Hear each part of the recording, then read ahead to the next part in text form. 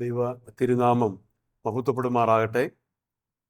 ഈ അനുഗ്രഹിക്കപ്പെട്ട ആരാധനാ സമയത്തെ ഓർത്ത്, ലഭിച്ച ആരാധനാ സമയത്തെ ഓർത്ത് ഞാൻ ദൈവത്തെ സ്തുതിക്കുകയാണ്.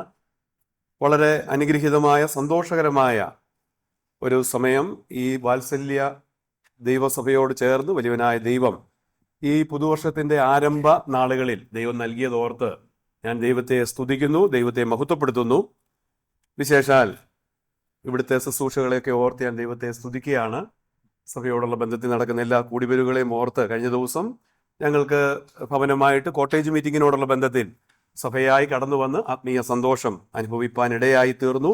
അതോർത്ത് ദൈവത്തെ സ്തുതിക്കുന്നു. മാത്രമല്ല, മറ്റ് ഒരു ദൈവസഭയ്ക്ക് ആവശ്യമായ എല്ലാ ശുശ്രൂഷകളും ഉള്ള ഒരു സ്ഥലം സഭ എന്നുള്ള നിലയിൽ വളരെ ബാലൻസ്ഡ് ആയിട്ടുള്ള സുവിശേഷത്തിനായിട്ട് നമ്മൾ പലപ്പോഴും പറയുന്നത്, ഇന്ന് പുതുതായിട്ട് ആൾക്കാർ കടന്നു വരുന്നില്ല, അല്ലെങ്കിൽ രക്ഷിക്കപ്പെടുന്നില്ല. എന്നാൽ പ്രാർത്ഥിച്ചപ്പോൾ, ദൈവദാസൻ പ്രാർത്ഥിച്ചപ്പോൾ ഓർക്കുകയുണ്ടായി, അനേകരെ രക്ഷിക്കപ്പെടുവാൻ ഇടയാകുന്നതോർത്ത് ദൈവത്തെ സ്തുതിക്കുന്നു എന്നുള്ളത്. അത് കേൾക്കുന്നത് വളരെ സന്തോഷകരമായ ഒരു കാര്യമാണ്. ആ നിലയിൽ ഈ അനുഗ്രഹിക്കപ്പെട്ട ദൈവസഭയെ ഓർത്ത് ഞാൻ ദൈവത്തെ സ്തുതിക്കുന്നു. ഏതാണ്ട് എല്ലാവരുമായിട്ടും വ്യക്തിപരമായ പരിചയമുണ്ട്. ആ സ്നേഹം പുലർത്തുന്നതുമാണ്. അതോർത്ത് ഞാൻ ദൈവത്തിന് മഹത്വം കരയറ്റുകയാണ്. ഞങ്ങൾ കുറ്റിക്കോണത്തുള്ള ദൈവസഭയോട് ചേർന്ന് അവിടെയുള്ള ആരാധിക്കുകയും അവിടെയുള്ള എളിയ ശുശ്രൂഷകളിൽ പങ്കുകാരായി കുടുംബമായി മുന്നോട്ട് പോവുകയും ചെയ്യുന്നു. ഞങ്ങളെയും തുടർന്നും നിങ്ങൾ പ്രാർത്ഥനയിൽ ഓർക്കണം. ഈ സഭയുടെ പ്രാർത്ഥന ഞങ്ങളുടെ വിവാഹം കഴിഞ്ഞ നാൾ തുടങ്ങി ഞങ്ങൾക്കുണ്ട്. അത് ഞങ്ങൾക്കൊരു വലിയൊരു ബലമാണ്. വിവിധങ്ങളായ സാഹചര്യങ്ങളിലൂടെ പലപ്പോഴായിട്ട് ഞങ്ങൾ കടന്നു പോയിട്ടുണ്ട്. എപ്പോഴും അങ്ങനെയുള്ള സാഹചര്യങ്ങളൊക്കെ ഉണ്ട്. എന്നാൽ നിങ്ങളുടെ പ്രാർത്ഥന പലരും എവിടെ വെച്ച് കണ്ടാലും ആ സ്നേഹം തൊട്ടറിയുവാനായിട്ട് ഞങ്ങൾക്ക് ഇടയാകുന്നതുകൊണ്ട് അതോർത്ത് ഞാൻ ദൈവത്തെ സ്തുതിക്കുന്നു.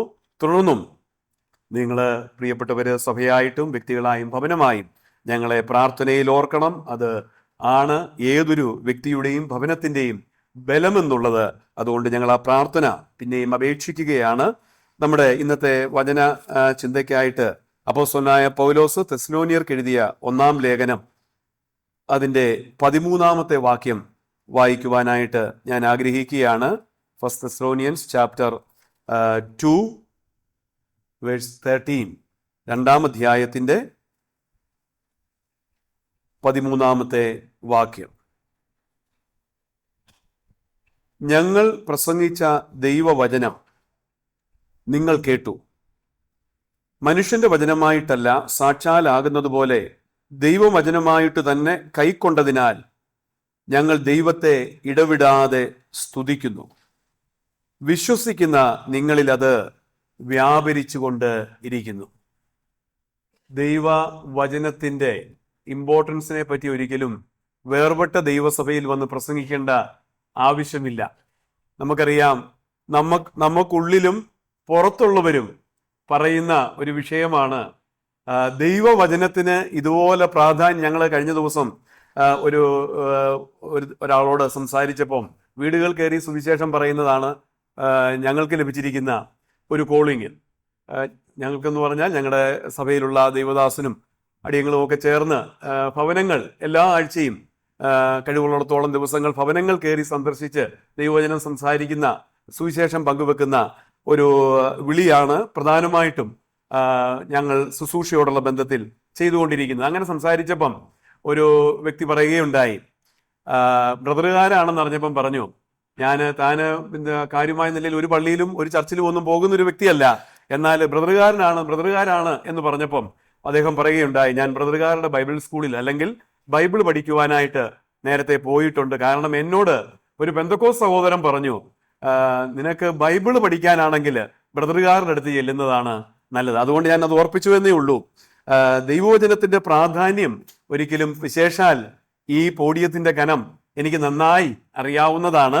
അതുകൊണ്ട് എന്നാൽ പ്രാർത്ഥനയോടുകൂടി നമ്മൾ ഇരിക്കുന്നുവെങ്കിൽ ദൈവത്തിന്റെ പരിശുദ്ധാത്മാവ് ഇന്ന് നമ്മളോട് സംസാരിക്കും. ഇതൊരു കേവലം ഓർമ്മപ്പെടുത്തലാണ്. നമുക്ക് കഴിഞ്ഞൊരു വർഷക്കാലം നമ്മൾ അനേകം ദൈവവചന ശുശ്രൂഷകൾ ലഭിപ്പാനായിട്ട് പ്രഗത്ഭരായ ദൈവദാസന്മാരാൽ അനേകം വചന ശുശ്രൂഷകൾ നമ്മൾ വചനത്താൽ ശുശ്രൂഷിക്കപ്പെടുവാനായിട്ട് ഇടയായി തീർന്നു. മാത്രമല്ല, ദൈവവചനം നമ്മൾ ധ്യാനിക്കുന്നവരാണ്, അതിന് വളരെ പ്രാധാന്യം നമ്മൾ കൊടുക്കുന്നവരാണ്.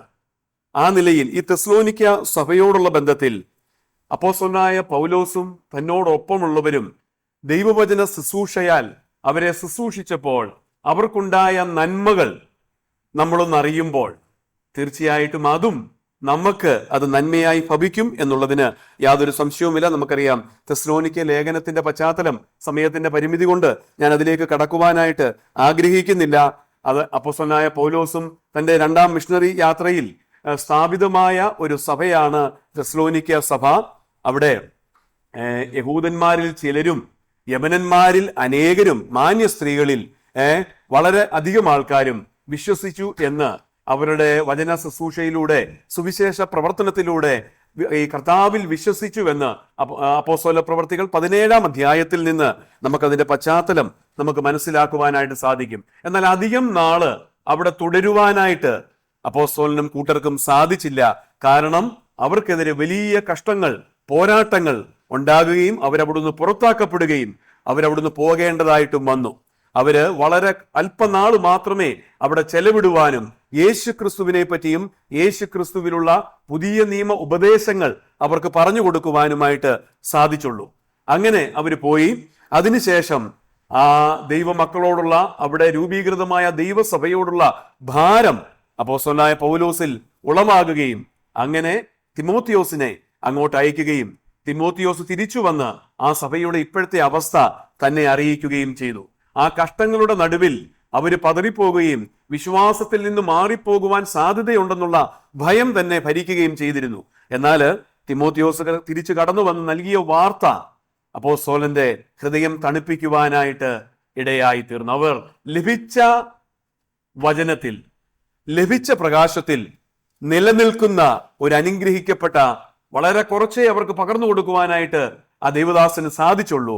എന്നാൽ ലഭിച്ചതിൽ, ആ കഷ്ടതയുടെ പാരമ്യത്തിലും അതിനെ മുറുകെ പിടിച്ചുകൊണ്ട് ക്രിസ്തുവിലുള്ള വിശ്വാസം ആ ദേശത്ത് മാത്രമല്ല എല്ലായിടത്തും തെസ്സലോനിക്ക സഭയുടെ ആ വിശ്വാസം പരക്കുന്നത് ആ വാർത്ത കേട്ട് ദൈവത്തെ സ്തുതിക്കുവാനായിട്ട് ഇടയായി തീർന്നു. അതിനുശേഷം അവർക്ക് എഴുതുന്ന ലേഖനമാണ് അപ്പോൾ ഈ 1-ാം ലേഖനം. അവിടെ അനുഗ്രഹിക്കപ്പെട്ട ഒരു സഭയാണ്. അപ്പോൾ തന്നെ അവരുടെ വിശ്വാസത്തിന്റെ കുറവ് തീർപ്പാനുമായിട്ട്, അവരിലുള്ള ഉപദേശ സത്യങ്ങളിൽ അവരിലുള്ള കുറവുകൾ തീർക്കുവാനുമായിട്ട്, അവിടെയുള്ള ചില പ്രശ്നങ്ങൾ കൈകാര്യം ചെയ്തുകൊണ്ട് എഴുതപ്പെട്ടിരിക്കുന്ന ഒരു ലേഖനമാണ് തെസ്സലോനിക്കർക്ക് എഴുതിയ 1-ാം ലേഖനം. നമ്മുടെ വിഷയത്തിലേക്ക് നമുക്ക് തിരിച്ചു വരാം. അവിടെ നമ്മൾ വായിച്ചതിന്റെ അവസാന ഭാഗം, വിശ്വസിക്കുന്ന നിങ്ങളിൽ അത് വ്യാപരിച്ചുകൊണ്ട് ഇരിക്കുന്നു. നമ്മൾ എബ്രായ ലേഖനത്തിലേക്ക് കടന്നു വരുമ്പോൾ സദ്വർത്തമാനം കേട്ടത് അവർക്ക് ഉപകാരമായില്ലെന്ന് നമുക്ക് വായിക്കുവാനായിട്ട് സാധിക്കും. അവരെ പോലെ നമ്മളും സദ്വർത്തമാനം കേട്ടവരാണ്. ആ സദ്വർത്തമാനം കേട്ട അവർക്ക് അത് ഉപകാരമായില്ല. അതിന്റെ നേരെ ഓപ്പോസിറ്റ് ആണ് ഇവിടെ പറയുന്നത്. വിശ്വസിക്കുന്ന നിങ്ങളിൽ അത് വ്യാപരിച്ചുകൊണ്ട് അവർക്കത് ഉപകാരമായി. തെസ്സലോനിക്ക സഭയ്ക്ക് ആ കേട്ട വചനം ഉപകാരമായി. ഒരു പുതിയ വർഷത്തിന്റെ ആരംഭമാണല്ലോ. ഇനിയും അനേകം ശുശ്രൂഷകൾക്ക് ഈ സ്ഥലസഭ വേദിയാകും. നമ്മൾ വ്യക്തിപരമായും അനേകം ശുശ്രൂഷകൾക്ക് നമ്മൾ സാക്ഷികളാകും. നമ്മൾ കേൾക്കുന്ന വചനം നമുക്ക് ഉപകാരമായി തീരുവാനായിട്ട് ഇടയായി തീരണം. അത് നമ്മളിൽ അങ്ങനെ ഉപകാരമായി തീരുക എന്ന് പറഞ്ഞാൽ നമ്മളിൽ വ്യാപരിക്കപ്പെടുവാൻ, കഴിഞ്ഞ ദിവസം കേട്ടതുപോലെ നമുക്കത് അനുഭവമായി തീരുവാൻ ഇടയായി തീരണം. കാരണം ഞാനിത് പറയുവാനുള്ള കാരണം, ഞാൻ ചിന്തിച്ചൊരു വിഷയം എടുക്കുന്ന ആളല്ല. എന്നിലേക്ക് ആ സമയം കടന്നു വരുന്ന ഒരു വിഷയമാണ് ഞാൻ ഇപ്പോഴും എടുക്കുന്നത്. ഞാനത് പറയുവാനായിട്ടുള്ള കാരണം, അതിപരിചയം മൂലം നമ്മൾ പലപ്പോഴും പലതിൻ്റെയും പ്രാധാന്യം നമ്മളിൽ നിന്ന് നഷ്ടപ്പെട്ടു പോകുവാനുള്ള സാധ്യതയുണ്ട്. ഒത്തിരി കേൾക്കുന്നവരാ നാം. അതുകൊണ്ട് തന്നെ ഇതിന്റെ പ്രാധാന്യം നമ്മളിൽ നിന്ന് നഷ്ടപ്പെട്ടു പോകുവാനായിട്ട് കാര്യമുണ്ട്. എന്നാൽ ഇവർക്ക് അത് വളരെ ഉപകാരം. എന്തുകൊണ്ടാണെന്നറിയാമോ? ഞാനിപ്പോൾ വായിച്ച ആ വാക്യത്തിൽ തന്നെ ഉണ്ട്, വിശ്വസിക്കുന്ന നിങ്ങളിൽ അത് വ്യാപരിച്ചുകൊണ്ട് ഇരിക്കുന്നു. എബ്രായ ലേഖനത്തിൽ പറയുന്നു, അവര് വിശ്വസിക്കാഞ്ഞാൽ അവർക്കത് ഉപകാരം ആയില്ല. വിശ്വസിക്കുന്നവർക്കാണെന്ത് അത് ഉപകാരമായിട്ട് തീരുന്നത്. വിശ്വാസം എന്നത് നമ്മൾ കേട്ടുകൊണ്ടിരിക്കുന്ന ഇവിടെ വിശ്വസിക്കുക എന്ന് പറഞ്ഞാൽ അതിന്റെ അർത്ഥം എന്താണെന്ന് അറിയാമോ? പുതിയ നിയമത്തിൽ ബൈബിളിൽ വിശ്വസിക്കുക എന്ന് പറയുമ്പോൾ ഈ ഒരു അർത്ഥം കൂടെ ഉണ്ട് കേട്ടോ. എന്താണെന്നറിയാമോ? ഈ കേട്ടതിന് തന്നെ തന്നെ സമർപ്പിക്കുന്നവർക്ക് എന്തായി തീരും? അത് ഉപകാരമായി തീരും. ഇവിടെ വിശ്വാസം എന്ന് പറയുന്നതിന് നമുക്കറിയാം, രക്ഷിക്കപ്പെടുമ്പോഴും വിശ്വാസത്താലാണ് രക്ഷ. ആ രക്ഷയിൽ ഒരു പ്രധാനപ്പെട്ട ഭാഗമാണ് ആ കേട്ട സത്യത്തിന് ഞാൻ എന്നെ തന്നെ സമർപ്പിക്കുക എന്നുള്ളത്. നമുക്കറിയാം, ദേവദാസന്മാരൊക്കെ സുവിശേഷം പങ്കുവെക്കാനായിട്ട് പോകുമ്പോൾ സമുദായ സഭയിലുള്ളവരൊക്കെ പറയും, ഹിന്ദുക്കളായിട്ടുള്ളവരും പറയും, ഞങ്ങൾ ആരിൽ വിശ്വസിക്കുന്നുണ്ട്? യേശുക്രിസ്തുവിൽ വിശ്വസിക്കുന്നുണ്ട്, ഞങ്ങൾക്കും ദൈവമാ എന്നവർ പറയാറുണ്ട്. എന്നാൽ എവിടെയാണ് വ്യത്യാസം? ഞങ്ങൾ ചോദിക്കും, ജീവിതം ആ സത്യത്തിന് വേണ്ടി സമർപ്പിക്കപ്പെട്ടിട്ടുണ്ടോ? അന്നേരം അവർക്ക് അതിന് ഉത്തരമില്ലാതെ ആയിത്തീരും. ഇവിടെ വിശ്വസിക്കുക എന്ന് പറഞ്ഞാൽ ആ കേട്ട സത്യത്തോട്, ആ വചനത്തിനായി ഞാൻ എന്നെ തന്നെ, നമ്മൾ ഓരോ ശുശ്രൂഷയ്ക്കും പാത്രമാകുമ്പോൾ, ദൈവവചനത്താൽ നമ്മൾ ശുശ്രൂഷിക്കപ്പെടുമ്പോൾ, അല്ലെങ്കിൽ ഞാൻ വചനം ധ്യാനിക്കുമ്പോൾ, ദൈവത്തിന്റെ പരിശുദ്ധാത്മാവ് എന്നോട് ആ വചനം സംസാരിക്കുമ്പോൾ, ഞാൻ എന്നെ തന്നെ സമർപ്പിച്ചിട്ടാണോ അവിടെ നിന്ന് വിട്ടുപോകുന്നത് എന്ന് നാം ഒന്ന് ശോധന ചെയ്യുന്നത്, നാം നമ്മെ തന്നെ ഒന്ന് പരിശോധിക്കുന്നത്. നമ്മൾ പലപ്പോഴും വചന ശുശ്രൂഷ കഴിഞ്ഞു പോകുമ്പോൾ അതിന് നമ്മുടെ പതിവ് ഭാഷയാണല്ലോ, മാർക്കിട്ട് അല്ലെങ്കിൽ കമ്പയർ ചെയ്ത് കൊള്ളാം എന്ന് പറഞ്ഞാൽ, നമ്മൾ പറയുമ്പോൾ ഞാൻ സുവിശേഷത്തോട് ചേർത്ത് പറയുക, ഇത് സത്യമാണ്, കർത്താവായ യേശു ക്രിസ്തു എനിക്ക് വേണ്ടി വന്നു, പാപികൾക്ക് വേണ്ടി മരിച്ചു, കൊള്ളാം, നല്ല കാര്യമാണ്. അതുകൊണ്ട് എനിക്കെന്താ പ്രയോജനം? അത് വിശ്വസിക്കുന്നു പറയുന്നു, അത് എനിക്ക് പ്രയോജനമായി തീർന്നിട്ടുണ്ടോ? വ്യക്തിപരമായി ആ സത്യത്തിനായിട്ട് ഞാൻ എന്നെ തന്നെ സമർപ്പിച്ചിട്ടുണ്ടോ? സമർപ്പിച്ചിട്ടുണ്ടെങ്കിൽ എനിക്ക് എന്നോട് തന്നെ ഒരു അക്കൗണ്ടബിലിറ്റി ഉണ്ട്. സമർപ്പിച്ചിട്ടുണ്ടെങ്കിൽ എനിക്ക് ദൈവത്തോട് ഒരു അക്കൗണ്ടബിലിറ്റി ഉണ്ട്. ആ വിഷയങ്ങൾ കടന്നു വരുമ്പോൾ ഞാൻ വിശ്വസ്തനായിരിക്കാൻ ഇടയായിത്തീരും. അതുകൊണ്ടാണ് ഇവിടെ പറയുന്നത്, വിശ്വസിച്ച നിങ്ങളിൽ അത് വ്യാപരിച്ചു കൊണ്ടിരിക്കുന്നു. നല്ലൊരു മനോഹരമായ ഉദാഹരണം കഴിഞ്ഞ വർഷം ഞങ്ങൾക്കുണ്ടായി. ഞങ്ങൾക്ക് തെമ്മല എന്ന് പറയുന്ന ഒരു സ്ഥലത്ത്, ഞങ്ങളുടെ പുനലൂരിനടുത്തുള്ള ഒരു സ്ഥലമാണ്, ഞങ്ങൾ സ്ഥലസഭയുടെ ചുമതലയിൽ നടക്കുന്ന ഒരു പ്രവർത്തനമാണ്. അവിടെ അനേക വർഷങ്ങളായിട്ട് ദൈവദാസന്മാർ വന്ന് പ്രവർത്തിക്കുന്നുണ്ട്. നിങ്ങൾ പേടിക്കണ്ട, ഞാൻ സമയത്തിനുള്ളിൽ തന്നെ നിർത്തിക്കോളാം കേട്ടോ. ഓക്കെ, ആ സമയമാകുമ്പോൾ ഞാൻ നിർത്തുന്നതായിരിക്കും. അതുകൊണ്ട് ഞാൻ പയ്യെ പോകുന്നതൊന്നും ചിന്തിച്ച് നിങ്ങൾ ചെയ്യണ്ട. അതുപോലെ പ്രാർത്ഥനയോടുകൂടി നമുക്ക് ദൈവവചനത്തിന് മുമ്പിലിരിക്കാം. അങ്ങനെ തെമ്മല എന്ന് പറയുന്ന ആ സ്ഥലത്ത് അനേക നാളുകൾ ദൈവദാസന്മാർ പ്രവർത്തിച്ചു. അതിനുശേഷം കുറ്റിക്കോണം സ്ഥലസഭ ആ പ്രവർത്തനം ഏറ്റെടുക്കുകയും അവിടെ കഴിഞ്ഞ 3 വർഷം മുമ്പ് ഒരു ചെറിയ സഭ ഉളവാകുകയും ചെയ്തു. കർത്താവിന്റെ ദാസൻ ഷാജി ഡാനിയേൽ മീൻകുളം അവിടെ പ്രവർത്തിച്ചുകൊണ്ട് കുടുംബമായി പ്രവർത്തിച്ച് ഇപ്പോൾ അനുഗ്രഹിക്കപ്പെട്ട ഒരു സ്ഥലസഭയാണത്. അത് നമുക്കറിയാവുന്നതാണ്. തമിഴ്നാട് ബോർഡറാണ് തെമ്മല എന്ന് പറയുന്നത്. മലയാളികളാണെങ്കിലും മുഴുവനും തമിഴ് പശ്ചാത്തലം ഉള്ളവരാണ്. കൂടുതൽ പേരും വളരെ സാമൂഹ്യമായ നിലത്തിൽ, സാമ്പത്തികമായ തലത്തിലൊക്കെ വളരെ പാവപ്പെട്ട സാധുക്കളായിട്ടുള്ള കുടുംബങ്ങളാണ്, വ്യക്തികളാണ് അവിടെ കടന്നു വരുന്നത്. അതിന് അവിടെ ഒരു കുടുംബമുണ്ട്. അവർക്ക് അക്ഷരാഭ്യാസമില്ല, തമിഴ് പശ്ചാത്തലക്കാരാണ്. തമിഴും മലയാളവും അവർക്ക് വായിക്കാൻ അറിയത്തില്ല. അവര് രക്ഷയിലേക്ക് കടന്നു വരുന്നതിന് മുമ്പ് ആ പ്രിയപ്പെട്ടവൻ ഒരു തികഞ്ഞ മദ്യപാനിയായിരുന്നു. അങ്ങനെയൊക്കെയുള്ള, എന്നാൽ തൻ്റെ ജീവിതത്തിൽ രക്ഷയിലേക്ക് കടന്നു വന്നു. വളരെ പ്രാർത്ഥന ആ കുടുംബത്തോടുള്ള ബന്ധത്തിൽ ദൈവസഭ കഴിക്കുകയും ആ ഹസ്ബൻഡും വൈഫും വിശ്വാസത്തിൽ കടന്നു വന്നു. മക്കള് അവർ കടന്നു വന്നിട്ടില്ല, അവർ സഭയിൽ വരും. ഞാൻ പറഞ്ഞു വന്നത്, ആ സഹോദരിയുടെ പിതാവ് തമിഴ്നാട്ടിൽ മരിച്ചുപോയി. കഴിഞ്ഞ ഇടയ്ക്ക് ലോകത്ത് നിന്ന് മാറ്റപ്പെട്ടു. അവരൊക്കെ ഹിന്ദുക്കളാണ്. എന്നിട്ട് അവരവിടെ പോയി അവിടെയുള്ള തമ്മിലുള്ള ദൈവദാസനെ വിളിച്ചു, പാസ്റ്ററെ, അവിടെ അല്ല, ഞങ്ങളെല്ലാം പാസ്റ്റർ എന്നാണ് വിളിക്കുന്നത്. ഞങ്ങൾ അവിടെയുള്ള ദേവദാസനെ വിളിച്ചു, പാസ്റ്ററെ അപ്പ കടന്നുപോയി. ആ ദേവദാസൻ പറഞ്ഞു, ഞാൻ വരാം, അദ്ദേഹം വരാമെന്നൊക്കെ പറഞ്ഞു, കാണാൻ ചെല്ലാമെന്നാണ് ഉദ്ദേശിച്ചത്. വൈകുന്നേരം പിന്നെയും വിളിച്ചിട്ട് പറഞ്ഞു, പാസ്റ്ററെ ഒരു പ്രശ്നമുണ്ട്. അവര് പറയുന്നു, ഈ പിതാവിന് ഏക മകളേ ഉള്ളൂ, അതുകൊണ്ട് അതിന്റെ ചടങ്ങെല്ലാം ചെയ്യേണ്ടത് ഈ മകളുടെ ഹസ്ബൻഡാ. ആ തമിഴ്നാടിന്റെ ഉൾഗ്രാമങ്ങളെ പറ്റി നമുക്കറിയാമല്ലോ, അവർ വളരെ സ്ട്രോങ്ങാ പല കാര്യങ്ങളിൽ. ഈ ഹസ്ബൻഡാണ് ഈ ചടങ്ങെല്ലാം ചെയ്യുന്നത്. അതുകൊണ്ട് തല മൊട്ടയടിക്കാൻ വേണ്ടി എന്നോട് പറഞ്ഞിട്ട് നിൽക്കുക. അന്നേരം ബ്രദർ എന്തോ പറഞ്ഞു, അത് ഞാൻ പറഞ്ഞു, ഞാൻ യേശു അപ്പയുടെ ആളായി, ഇനിയും ഇതൊന്നും ചെയ്യുവാനായിട്ട് എനിക്ക് സാധിക്കയില്ല. അക്ഷരാഭ്യാസമില്ലാത്ത ഒരു വ്യക്തി. വളരെ അനുഗ്രഹീതമായ ഒരു ബൈബിൾ ക്ലാസ് ഈ തെന്മല സഭയ്ക്കുണ്ട്. താൻ കേട്ട വചനം, തനിക്ക് ലഭിച്ച പ്രകാശം,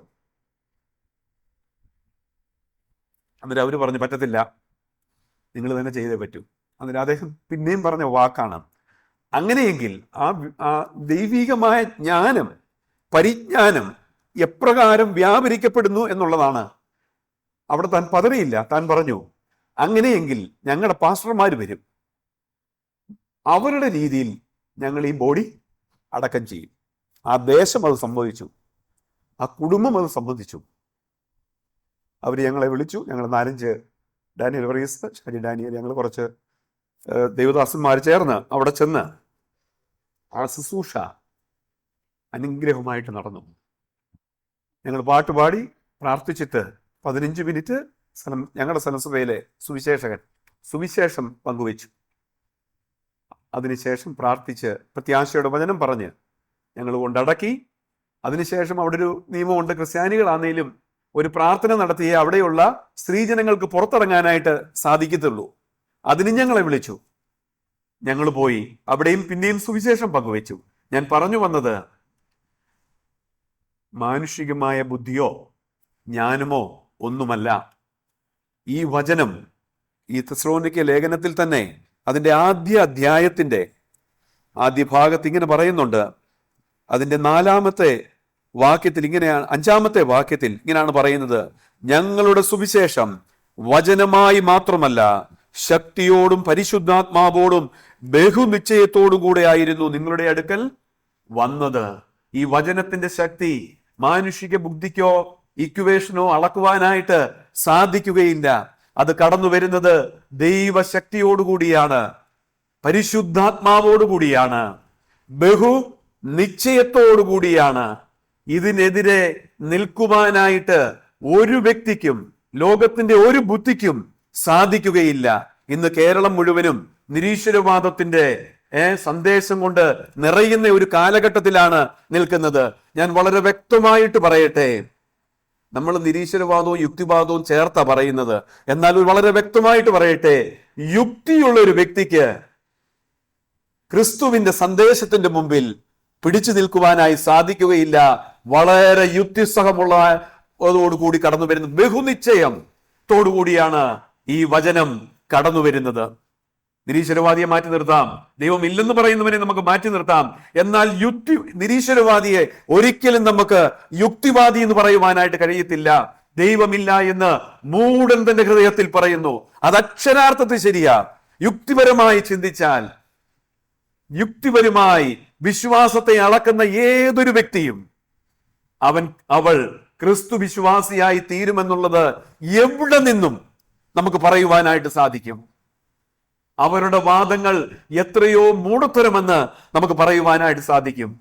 ഞാനത് പറഞ്ഞു വന്നത്, നമുക്ക് ലഭിക്കുന്ന വചനം, അതിനായി നാം നമ്മെ തന്നെ സമർപ്പിക്കുമ്പോൾ അത് നമുക്ക് വലിയ അനുഗ്രഹങ്ങൾക്ക് കാരണമായി തീരും. തെസ്സലോനിക്ക സഭ അങ്ങനെ വലിയ അനുഗ്രഹങ്ങൾ, ആ തെസ്സലോനിക്ക സഭ ഈ ലേഖനത്തിൽ മാത്രം നിന്നുകൊണ്ട് ദൈവവചനം നൽകുന്ന അനുഗ്രഹങ്ങളെ പറ്റി ഒരു 3-4 പോയിന്റ് വിശദീകരിക്കുന്നില്ല, ലഭിച്ച സമയത്തിനുള്ളിൽ പറഞ്ഞ് ഇരിക്കുവാനായിട്ട് ഞാൻ ആഗ്രഹിക്കുകയാണ്. ഒന്ന്, അത് ദൈവത്തെ വെളിപ്പെടുത്തുന്നു. സൃഷ്ടികർത്താവായ, നമുക്കറിയാം ഉൽപ്പത്തി പുസ്തകം തുടക്കം തന്നെ ഇങ്ങനെയാണ് പറയുന്നത്, ആദിയിൽ ദൈവം ആകാശവും ഭൂമിയും സൃഷ്ടിച്ചു. സൃഷ്ടികർത്താവ് ഇന്നലെയും ഇന്നും എന്നും അനന്യനായ ദൈവത്തെ വെളിപ്പെടുത്തിക്കൊണ്ട് അതിന്റെ ഈ വേദപുസ്തകത്തിന്റെ 66 പുസ്തകങ്ങളുടെ അവസാന താളുവരെയും സർവവല്ലഭനായ സൃഷ്ടികർത്താവായ നിത്യനായ വലിയവനായ ദൈവത്തെ അത് വെളിപ്പെടുത്തുന്നു. തെസ്സലോനിക്കർക്കും ലഭിച്ചത് അത് തന്നെ കേട്ടോ. അപ്പോസ്തല പ്രവൃത്തികൾ 17-ാം അധ്യായത്തിലേക്ക് നമുക്കൊന്ന് കടന്നു വരാം. അപ്പോസ്തല പ്രവൃത്തികൾ 17-ാം അധ്യായത്തിൽ എന്താണ് ഞങ്ങൾ പറഞ്ഞ വചനമെന്ന് അവിടെ രേഖപ്പെടുത്തിയിട്ടുണ്ട്. അപ്പോസ്തലനായ പൗലോസ് കൂട്ടരും ആ തെസ്സലോനിക്കയിലേക്ക് കടന്നു ചെന്നു. അവർ അതിന്റെ 1-ാം ഭാഗത്ത് യഹൂദന്മാരുടെ ഒരു പള്ളി ഉണ്ടായിരുന്നു. പൗലോസ് പതിവ് പോലെ അവരുടെ അടുക്കൽ ചെന്ന് 3 ശബത്തിൽ തിരുവെഴുത്തുകളെ ആധാരമാക്കി, അർത്ഥാൽ പഴയ നിയമത്തെ ആധാരമാക്കി അവരോട് വാദിച്ചു. ക്രിസ്തു കഷ്ടം അനുഭവിക്കുകയും മരിച്ചവരിൽ നിന്ന് ഉയർത്തെഴുന്നേൽക്കുകയും ചെയ്യേണ്ടതെന്നും ഞാൻ നിങ്ങളോട് അറിയിക്കുന്ന ഈ യേശു തന്നെ ക്രിസ്തു എന്ന് തെളിയിച്ച് വിവരിച്ചു കൊണ്ടിരുന്നു. ആ തിരുവെഴുത്തുകളെ ആധാരമാക്കി പൊരുൾ തിരിച്ചു കൊടുത്തത് എന്താണെന്ന് ചോദിച്ചാൽ ക്രിസ്തുവിനെ അവർക്ക് വെളിപ്പെടുത്തി കൊടുത്തു. അത് തന്നെയല്ലേ അപ്പോസ്തലനായ പത്രോസും ചെയ്തത്. ദൈവസഭയുടെ ആരംഭ സമയത്ത് ആദ്യ പ്രസംഗം ഇത് തന്നെയല്ലേ പത്രോസ് അപ്പോസ്തലൻ ചെയ്തത്. നിങ്ങൾ ക്രൂശിച്ച ഈ യേശു തന്നെ, യേശുവിനെ തന്നെ ദൈവം കർത്താവും ക്രിസ്തുവും ആക്കി വെച്ചു.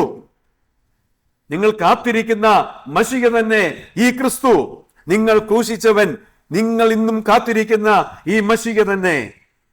ദൈവവചനം വലിയവനായ ദൈവത്തെ, യേശു ക്രിസ്തുവിനെ നമുക്ക് വെളിപ്പെടുത്തി നൽകുന്നു.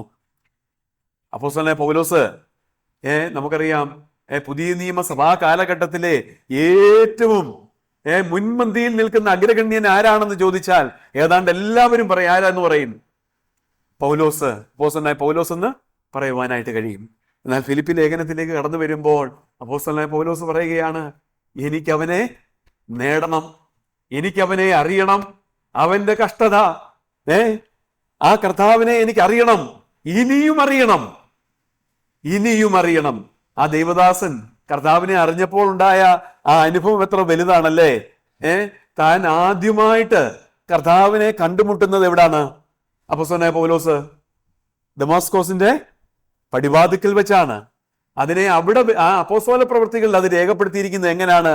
ഒരു വെളിച്ചം കണ്ടു, ഞങ്ങൾക്ക് ചുറ്റും മിന്നി.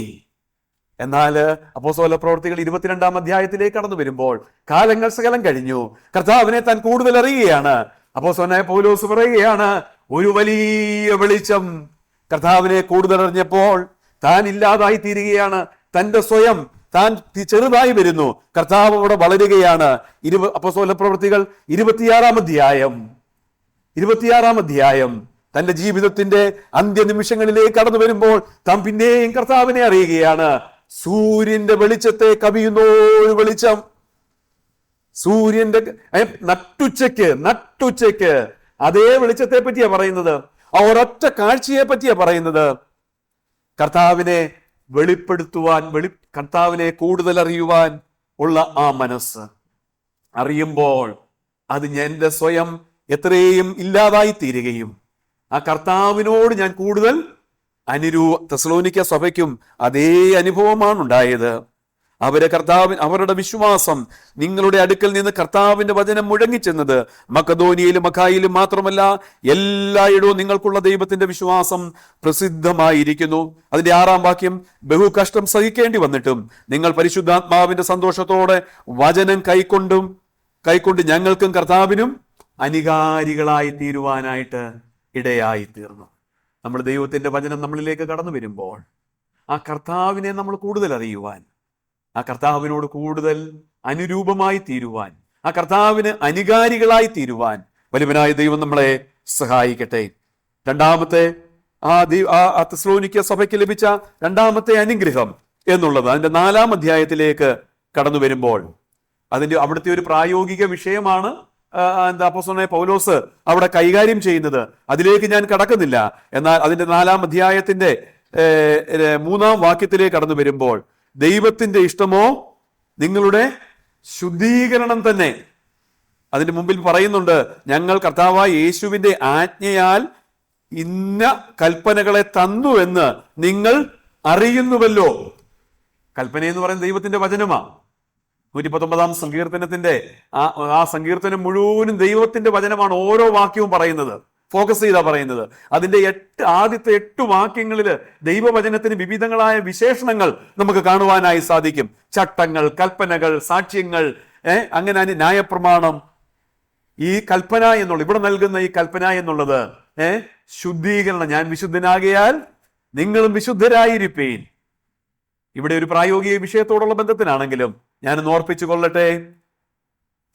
ഉൽപ്പത്തി പുസ്തകം 3-ാം അധ്യായം തുടങ്ങി ദൈവത്തിന് ഏറ്റവും പ്രസാദമുള്ള കാര്യം എന്താണെന്ന് ചോദിച്ചാൽ ഓരോ മനുഷ്യന്റെയും ശുദ്ധീകരണമാ. ഓരോ മനുഷ്യന്റെയും ശുദ്ധീകരണമാ. സ്വർഗം ഏറ്റവും സന്തോഷിക്കുന്ന സമയം നമ്മൾ ഈ വേർപെട്ട ദൈവജനം ഈ നിലയിൽ പരമ്പരാഗതമായി ഇത് ജനിച്ചു വീഴുമ്പോൾ തുടങ്ങി കേൾക്കുന്നത് കൊണ്ട് ഇതിന്റെ പ്രാധാന്യം നമുക്ക് വളരെ പോയിരിക്കുന്നു. ഒരു മനുഷ്യന്റെ ശുദ്ധീകരണമാണ് ദൈവത്തിന് ഏറ്റവും പ്രസാദകരമായ കാര്യം എന്നുള്ളത്. ഞാനൊരു കാര്യം ഓർപ്പിക്കട്ടെ.